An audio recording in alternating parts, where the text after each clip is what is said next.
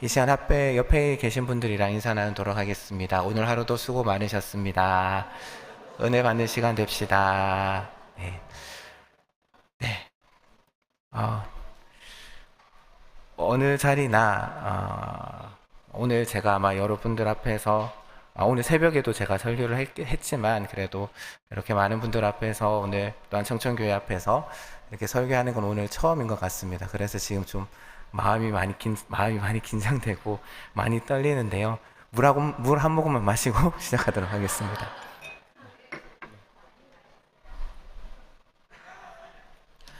네, 감사합니다. 혹시 이 자리에서 나는 지금까지 살면서 한 번도 태어나서 지금까지 한 번도 싸워본 적이 없다라고 하시는 분들 한번 손 한번 들어보시기를 바랍니다. 네, 한 분도 안 계시는 것 같은데요. 대상은 다르지만 우리가 살면서 한 번쯤은 싸워본 적 아마 있으실 겁니다. 그리고 또한 그 싸움 뒤에는 언제나 후유증이 남게 되죠. 또한 다툼이 있고 또한 다시 제자리로 돌아가는데 많은 시간과 또한 노력이 필요하다라는 것 우리가 너무나도 잘 알고 있습니다. 그런데 이런 갈등과 싸움이 좋은 일을 앞두고 일어난 것이라면 더더욱더 회복되기가 힘들고 제자리로 돌아오기가 힘들다라는 것이죠. 오늘 우리가 읽었던 본문은 본문의 앞부분인 사도행전 15장 말씀, 특별히 마지막 부분을 보게 되면 선교를 앞두고 다툼이 일어나는 것을 우리가 확인할 수 있습니다. 선교라는 것 얼마나 좋고 얼마나 거룩하고 얼마나 좋은 일입니까? 그런데 그 선교를 하고자 하는 그 방향이 달라서 바울과 바나바가 서로 다투게 됩니다. 그리고 또한 그 후유증은 그렇게 간단하지 않았을 것입니다. 그러니까 오늘 우리가 읽은 본문은 큰 다툼, 큰 갈등으로 인해서 갈라진 이후에 사도 바울 한 사람, 그리고 또한 그 사도 바울의 선교팀이 어떻게 그 후유증을 극복해 나가는지를 우리에게 보여주고 있습니다. 그래서 이 말씀을 통해서 우리가 우리 자신이 어떻게 후유증을 극복할 수 있을지, 또한 하나님께서는 우리에게 후유증을 어떻게 극복하게 하시고 또한 자기 백성을 어떻게 도우시는지를 살펴보는 이 시간 되었으면 합니다. 먼저 선교를 떠난 그 선교팀의 상황을 한번 살펴보도록 하겠습니다. 아마 지금 이 상황 가운데 가장 큰 어려움에 직면한 사람은 아마 바울 자신이었을 것입니다. 바울은 적지 않게 힘들었을 겁니다. 바울은 하나님의 뜻에 맞게 좋은 제안을 했었죠. 안디옥 교회가 안정이 되었을 때에 우리가 이전에 복음을 전했던 그 교회에 가서 다시금 그들을 돕고 그들을 세우자라는 그러한 제안을 합니다. 어떻게 생각하면 하나님의 뜻에 크게 벗어나지 않는 그러한 일인 것이죠. 하지만 그 선교팀을 어떻게 구성하느냐의 문제로 인해서 다툼이 일어나게 되고 결국 그 다툼으로 인해서 선교팀이 나누어지게 됩니다. 바울은 크게 두 가지 점에서 아마 어려움을 느꼈을 것 같습니다. 먼저는 바울이 사람이 너무 냉정한 사람이 아닌가라는 그러한 생각을 주위의 사람들이 할 수 있었습니다. 물론 바울은 그 사람을 무시하는 사람은 아니었습니다. 아마 바울은 이렇게 판단했을지도 모르겠습니다. 아마 이 마가라는 사람이 함께 가는 것이 마가에게 있어서도 또한 이방 교회들에게 있어서도 안 좋을 수 있을 것 같다라는 생각을 아마 바울이 했을 것 같습니다. 근데 바울이 이렇게 생각한 근거가 있습니다. 그러니까 사도행전 말씀을 읽어보게 되면 이 일 이후에 바울의 선교팀은 큰 어려움에 직면하게 됩니다. 오히려 더 큰 어려움에 직면하게 되죠. 사도행전 16장 11절의 말씀을 보면은 빌립보 성에 바울의 선교팀이 도착을 합니다. 그런데 그곳에서 바울의 선교팀은 빌립보에서 아주 큰 고난을 겪게 되죠. 바울과 실라는 아주 많이 맞고 또한 깜깜한 감옥에 들어가게 됩니다. 그뿐 아니죠. 이후에 데살로니가에서도 어려움을 겪습니다. 그래서 피해 다니고 도망하고 또한 피하고 도망하고, 그래서 어려움이 계속되는 그 상황 가운데 아마 바울은 이렇게 생각했을지도 모르겠습니다. 마가가 이런 것들을 과연 제대로 감당할 수 있을까라는 그러한 생각 말이죠. 그래서 결국에 바울이 내린 결론은 이런 상황에서 마가가 함께하는 것은 적절하지 않을 것 같다라는 결론이었습니다. 하지만 이런 바울의 결정이 어떻게 보면 결론적으로는 한 사람, 그 마가라는 한 사람을 판단하고 평가한 일이 되고 만 것이죠. 또한 다르게 생각하면 마가라는 인물을 어떻게 보면은 자신의 적으로 그렇게 만들어버린 셈입니다. 또한 바울이 어려움을 느낀 두 번째 이유는 오랫동안 자신과 함께 사역했던 이 바나바라는 인물과 결별하는 일이었죠. 그래서 두 팀을 만들어서 떠나게 되는 겁니다. 어떻게 보면 원칙이라는 것을 중요시하다 보니까 결국 팀이 나누어지게 된 것입니다. 이것으로 인해서 주위 사람들은 바울에게 이렇게 이야기할지 모르겠습니다. 아우, 저 원칙주의자 같으니 원리주의자다. 또 더 심하게 이야기하자면 분리주의자다라고 그렇게 비판할 수 있는 그러한 여지를 남겨두게 된 것이죠. 아니면 그게 뭔 그렇게 큰 일이라고 이 조그만 문제를 가지고 이 선교라는 이 큰 일, 큰 틀을 무너뜨리느냐라는 그러한 비판도 들었을지 모릅니다. 또한 그 바울이라는 사람 너무 까칠해, 너무 까다롭다라는 그러한 이야기를 들었을지도 모릅니다. 아마 제가 보기에는 사도행전 그 15장 36절에서 41절에 나오는 그 사건을 읽고 들은 사람들은 바울을 제가 앞서 말씀드렸던 그러한 식으로, 그러한 부류의 사람으로 평가했을 가능성이 아주 높습니다. 그 반면에 이 바나바라는 인물, 참 따뜻한 사람이죠. 사도행전 4장의 말씀을 보게 되면 이 바나바라는 이름의 뜻이 위로의 아들이라는 뜻으로 나옵니다. 그 이름처럼 바나바는 참 온화하고 온유한 그러한 사람이었죠. 그에 반해서 바울이라는 인물은 아주 냉정하고 원칙을 중요시하는 아주 날이선 그런 사람으로 주변 사람들에게 보여질 수 있다라는 것입니다. 바로 그런 부담 때문에 바울은 적지 않은 후유증을 겪었을 것입니다. 더구나 그 선교팀이 분리되었기 때문에 선교팀 자체 내의 분위기도 크게 좋지 않았을 것입니다. 그것도 좋은 일로 분리된 것도 아니고 다투고 싸우고 갈등한 후에 분리되었기 때문이죠. 그래서 지금 바울은 선교지에 있는 그런 교회들, 자신이 개척하고 자신이 복음을 전했던 그 교회에 가서 이제 위로하고 그들을 격려해야 하는 입장이었습니다.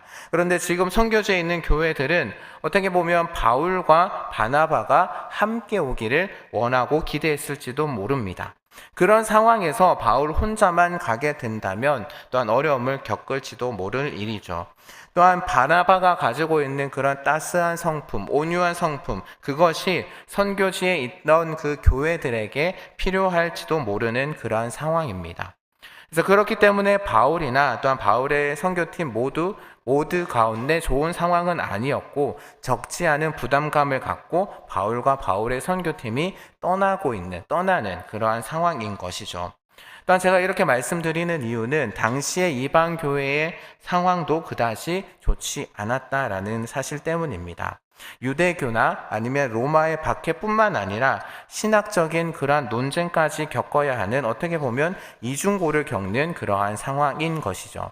그렇다면 앞서 말씀드렸던 것처럼 바나바와 함께 가서 조금 따뜻한 그러한 권면, 신학적인 것이나 아니면 그런 박해로 인해서 힘들어하고 있는 그들을 조금 따뜻한 말로 위로하고 권면하는 일이 필요하고, 그래서 그 일을 위해서 바나바라는 인물이 꼭 필요했을지도 모릅니다.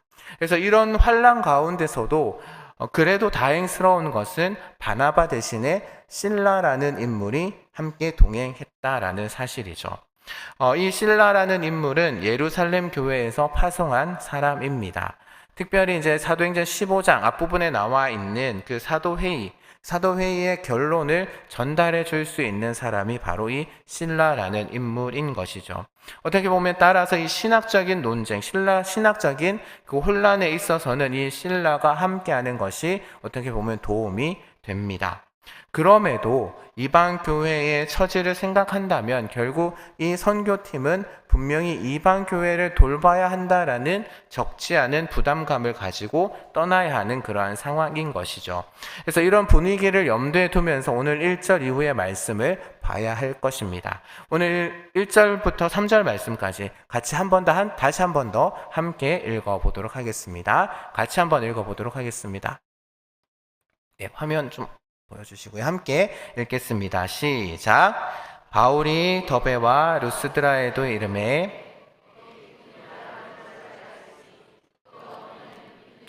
여자요 어머니 헬라인이라.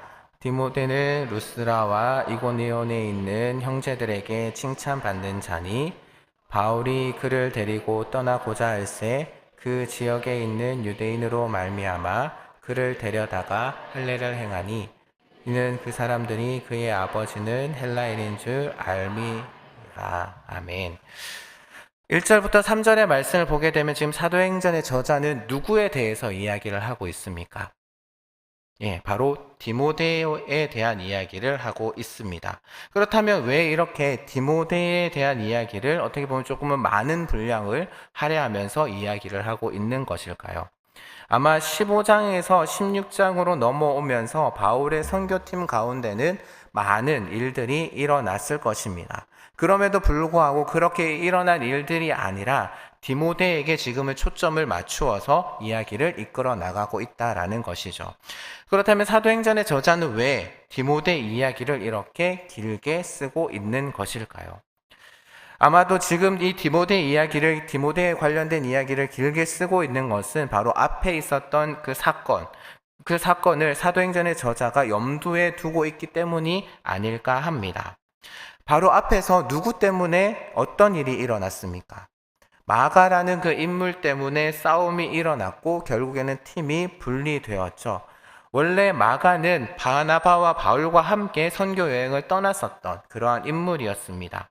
그런데 2차 전도 여행 때 마가 대신에 디모데를 선택함으로 인해서 팀 구성원이 바뀐 것, 즉 마가를 대신한 디모데를 언급하고자 한 것이 아닐까라는 생각을 해보게 됩니다. 그래서 1차 전도 여행 때는 바울, 바나바, 마가가 이렇게 함께 떠났었는데 이제는 바울과 또한 바나바를 대신하는 실라 그리고 또한 마가를 대신하는 디모데 이렇게 이렇게 세 사람으로 새로운 팀이 구성되는 것을 보여주고자 하는 의도로 이렇게 디모데라는 인물을 소개하고 있지 않는가라는 생각을 해보게 된다라는 것이죠. 또한 어쩌면 마가 사건으로 인해서 바울은 사람보다 일에 관심이 많은 사람이다 라는 그러한 오해를 받았을지도 모릅니다. 그래서 오늘 이 본문을 통해서 사도행전의 저자가 우리에게 이야기하고 싶어 한 것은 바울이라는 인물이 일에만 관심이 있는 것이 아니라 한 개인, 한 사람에게도 관심을 가지고 있는 사람이다라는 사실을 우리에게 보여주고자 함이 아닐까 합니다. 그러니까 마가는 지금 앞으로 일어날 일에 대해서 적합한 모습이 아니었지만, 정확하게 이야기하면 적합한 때가 아니었지만 디모데는 적합한 모습을 보였고 디모데가 가기에 적합한 때였다라는 것이죠. 사실 디모데의 아버지는 오늘 우리 읽었던 본문에도 나와 있는 것처럼 헬라인입니다. 그럼에도 불구하고 디모데 후서의 기록을 보게 되면 아주 디모데가 자랐던 것으로 보입니다. 그것을 지켜봤던 바울이 디모데를 선택한 것으로 보이는데요. 이것을 다르게 이야기하면 이렇게 이야기 드릴 수 있습니다. 바울은 지금 신분이나 인맥에 끌리지 않는 사람, 또한 사람 그 자체를 가지고 그 사람을 평가하는 그러한 인물이 바로 바울이었다라는 것이죠. 사실 디모데가 헬라인이었다라는 것은 어떻게 보면 선교 여행 팀에 합류하는 데는 불리한 조건일 수도 있습니다. 그리고 또한 그가 자란 배경은 아마 아버지가 일찍 돌아가신 후에 어머니와 외할머니의 손에서 자란 것 같습니다. 그렇다면 그다지 썩 좋지 않은 그런 환경 가운데서 자랐던 인물이 바로 디모데라는 인물이었던 것이죠. 그러니까 환경과 조건으로 보았을 때는 디모데를 선택한다라는 것이 선교팀의 입장에서는 그렇게 좋지 않은 조건임에도 불구하고 바울은 그런 신분 또한 인맥에 끌리지 않고 그야말로 그 사람 자체를 본 사람이다라고 평가할 수 있다라는 겁니다. 그래서 그런 점을 염두에 두면서 사도행전의 저자가 디모데의 이야기를 지금 길게 이야기를 하고 있는 것이 아닐까 합니다. 그렇다면 왜 이 이야기를 길게 하고 있는 것일까? 앞서서 말씀드렸지만 사실 바울은 지금 어느 정도 후유증이 있는 그러한 상태였습니다. 그런데 그 디모데를 선택하는 것을 통해서 그 마가 사건에 대한 후유증이 조금은 사라지는 그러한 분위기로 분위기를 지금 보여준다라는 것이죠.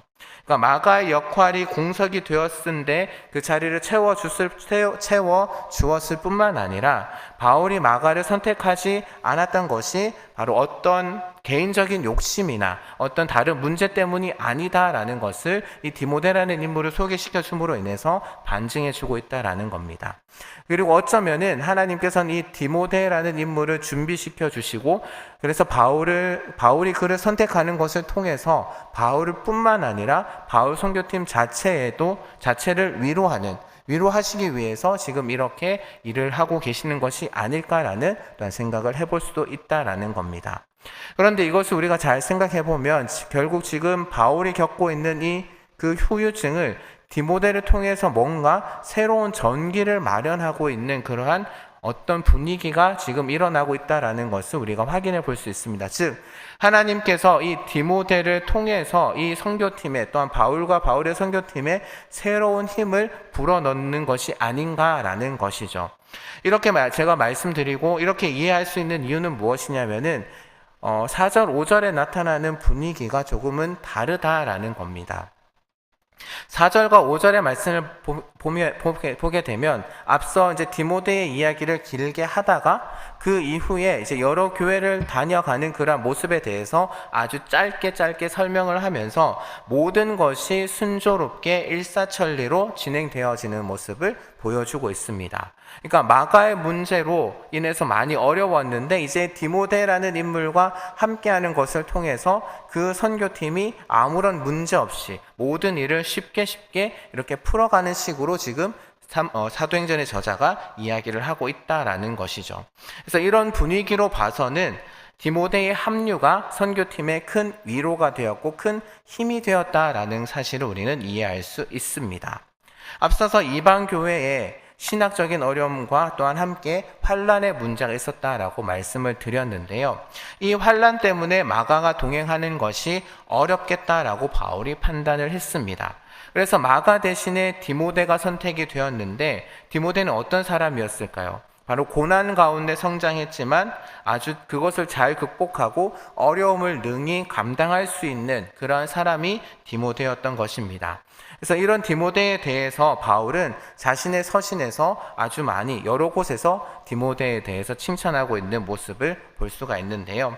어떤 상황 가운데서도 굴하지 않고 환난을 잘 극복하면서 바울과 같은 그런 마음을 가지고 행동하는 사람, 그 사람이 바로 디모데였던 것입니다. 그래서 또 신학적인 문제를 극복하는 데 있어서는 앞서서 말씀드렸던 것처럼 신라가 많은 도움을 줄 수 있었습니다. 앞서 말씀드렸던 것처럼 신라는 예루살렘 교회에서 파송된 사람으로 예루살렘의 공의회에 결정된 그 결론을 전달하는 인물로 파송된 그러한 사람이었습니다. 그래서 이 세 사람은 4절을 보게 되면 여러 성으로 다니면서 문제를 해결하고 교회를 세워가게 됩니다. 그래서 결국 바울이 처음 제안했던 그 목표가 순조롭게 이루어지고 있는 것이죠. 그래서 마가의 사건으로 인해서 후유증이 생겼지만 그 후유증은 이제 디모데라는 인물의 합류로 인해서 치료되고 결국에는 궁극적인 그러한 목표가 이루어진 것입니다. 그리고 또한 이것으로 끝난 것이 아닙니다. 이 선교팀은 이제 더 앞으로 나아가게 되는데요. 우리가 읽지는 않았지만 16장 6절 이후의 내용들을 보게 되면 하나님께서는 이전 교회를 돕고 격려하는 것을 넘어서 선교 여행을 새로운 국면으로 또한 그들을 이끄시게 됩니다. 바로 유럽으로 넘어가는 내용, 그것이 이제 6절 이후에 나타나게 되는데요. 성령 하나님께서 선교팀이 다른 일을 하지 못하게 하시고 새로운 방향으로 이끌어 가시는 그런 모습을 6절 이후의 말씀을 통해서 우리가 확인해 볼 수 있는데 이것은 나중에 시간이 되면 저와 함께 살펴보도록 하겠습니다. 어찌되었든 이제 바울의 선교팀이 시작한 이 여행이 순조롭게 진행이 됩니다. 그리고 또한 그 순조로움은 이제 새로운 단계로 넘어가는 그러한 디딤돌이 되게 된 것이죠. 이제 말씀을 정리하도록 하겠습니다. 때론 우리는 바른 길을 가다가 예상치 못한 그런 어려움을 겪을 수 있습니다. 또한 그 어려움으로 인해서 상처를 받을 수가 있고, 또한 그리고 그런 경험과 상처는 후유증을 동반합니다. 때로는 그 일이 우리의 실수로 일어나기도 하지만 반대로 내가 전혀 잘못한 일이 없음에도 불구하고 그런 일들이 일어나기도 합니다. 그리고 또한 그로 인해서 상처와 후유증은 어쩔 수 없이 생기지만 우리는 그런 것들을 극복해야 되는 것이죠. 상처는 아물어야 되고 후유증은 해소가 되어야 합니다. 오래 간직하면 간직할수록 나에게 또한 우리 자신에게 유익되는 것은 하나도 없습니다. 또 하나님께서는 이런 우리가 가지고 있는 그러한 상처들, 우리가 가지고 있는 후유증들을 모르시지 않습니다. 다 알고 계시고 또한 우리의 그런 상처와 후유증을 치료하고자 하십니다. 상처를 치료하시고 후유증은 낫게 하시고 우리의 마음을 위로하시는 분이 바로 우리가 믿는 하나님이신 것이죠. 하나님께서는 오늘 말씀에서 마가 사건으로 인해서 어려워하고 있는 그 바울, 또한 그 바울의 선교팀을 디모데라는 그 한 인물을 보내주심으로 인해서 위로하시고 힘을 주시고 치료해 주셨습니다. 여기서 한번 생각해 봤으면 합니다. 디모데를 처음에 디모데를 봤을 때 바울은 어떤 생각을 했을까요? 아마 하나님 앞에 큰 감사의 기도를 드리지 않았을까 합니다. 그리고 또한 그 디모데를 통해서 큰 위로를 받았을 것입니다. 그런데 좀 이상하죠. 우리가 생각하기에 바울이라는 인물은 아주 큰 대사도이고 엄청난 고난과 그리고 또한 신학적인 그런 강한 반대와 또한 어려움을 극복한 그런 인물이 바로 바울인데 그 바울이 디모데 한 사람을 통해서 위로를 받았다라는 것, 어떻게 보면 조금은 어울리지 않는 것 같다라는 생각도 듭니다.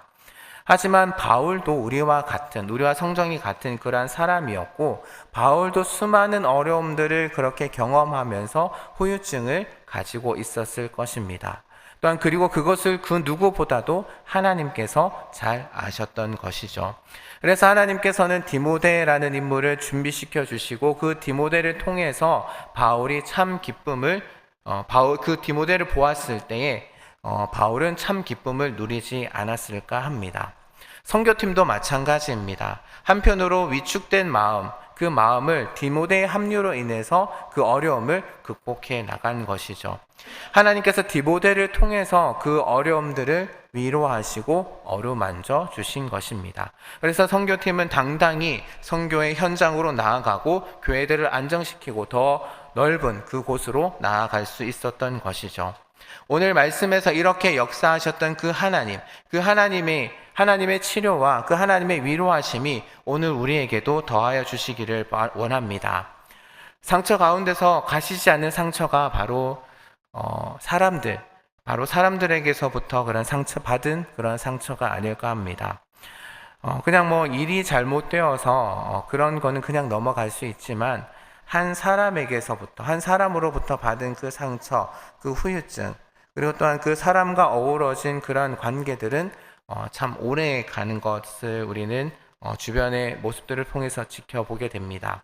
그런데 오늘 말씀을 통해서 보게 되면 하나님께서는 사람으로부터 받은 그 상처를 또 다른 사람으로 풀어주시고 있는 그런 모습을 우리가 오늘 말씀을 통해서 볼 수 있습니다.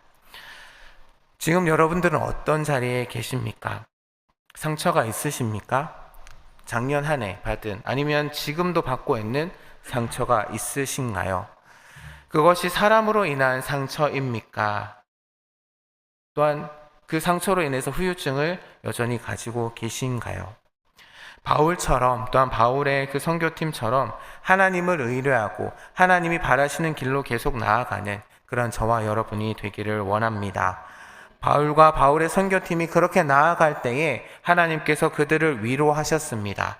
또한 그리고 그 선교팀을 통해서 또한 교회들을 환난 가운데 있는 신학적인 논쟁 가운데 있는 그 교회들을 위로하시고 그 교회들을 굳건하게 세워가셨습니다. 그렇게 위로하시고 그렇게 교회를 굳게 하신 그 하나님께서 또한 우리를 위로하시고 또한 우리 또한 굳건하게 하시는 것을 경험하는 그런 저와 여러분이 되기를 주님의 이름으로 부탁드립니다.